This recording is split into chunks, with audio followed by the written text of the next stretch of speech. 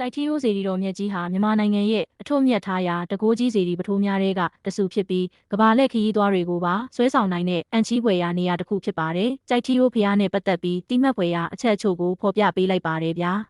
။ဒီနေရာနဲ့တဘာဝအလှအပဒီနေရာမွန်ပြည်နယ်တထုံခရိုင်ကြိုက်ထုံမြို့နယ်ရှိပေါင်းလောင်းတောင်တန်းကြိုက်ထီးရိုးတောင်ပေါ်တွင်တည်ရှိပါတယ်။ထူးခြားချက်ပင်လယ်ရေမျက်နှာပြင်အထက်ပေ3-600ကျော်မြင့်တဲ့တောင်ထိပ်ကမတ်ဆောက်တဲ့ကြောက်ဆောင်စုံပေါ်မှာကြီးမားတဲ့ရွှေရောင်လုံးပတ်ကြောက်တုံးကြီးကပြုတ်ကျမသွားဘဲတင်ရှိနေတာဟာအလွန်အံ့ဩဖို့ကောင်းလာပါတယ်။နှစ်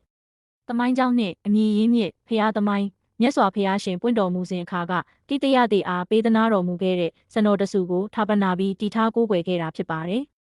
ရတေကြီးဟာစံတော်ကိုမိမိဦးကောင်းထက်မှအမြဲသိမ်းဆည်းပူဇော်ခဲ့ပြီးပြန်လွန်တော်မမူမီမိမိဦးကောင်းနဲ့တရံတူတဲ့ကြောက်တုံးပေါ်မှာဇေဒီတည်ခြင်းတယ်လို့တီကြားမင်းကိုအကူအညီတောင်းခံခဲ့ပါတယ်။တီကြားမင်းကသမုတ်တရားတွေကနေရတေဦးကောင်းနဲ့တူတဲ့ကြောက်တုံးကိုရှာဖွေပြီးတောင်စွန်းပေါ်မှာတင်ပေးခဲ့တယ်လို့သမိုင်းဆိုရှိပါတယ်။အမည်အတိတ်ပဲမွန်ဘာသာစကားဖြင့်ကြိုက်ဆိုသည်မှာဖျားထီးဆိုသည်မှာရတေရိုးဆိုသည်မှာရတေဦးကောင်းဟုအတိတ်ပဲရပါတယ်။ထို့ကြောင့်ရတေဦးကောင်းတရံရှိသောဖျားဟုမှတ်သားနိုင်ပါတယ်။ထူးခြားဆန်းပြားသည့်အံ့ဖွယ်များညချီကြီးမားတဲ့ကြောက်တုံးကြီးဟာတောင်စွန်းပေါ်မှာတင်နေုံတင်မကပဲအောက်ခြေကြောက်ပြင်းနဲ့ထိဆက်နေတာအနှဲငယ်မျှသာရှိပါတယ်။စံတော်ကျိုးရှေးလူကြီးများအဆိုအရရှေးရခင်ကကြောက်တုံးအောက်ခြေကိုစံတော်ကျိုးသို့မဟုတ်အချီမြင်တမြင်လွတ်လွတ်လပ်လပ်ဖြတ်တန်းဆွဲယူလို့ရခဲ့တယ်လို့အဆိုရှိပါတယ်။၄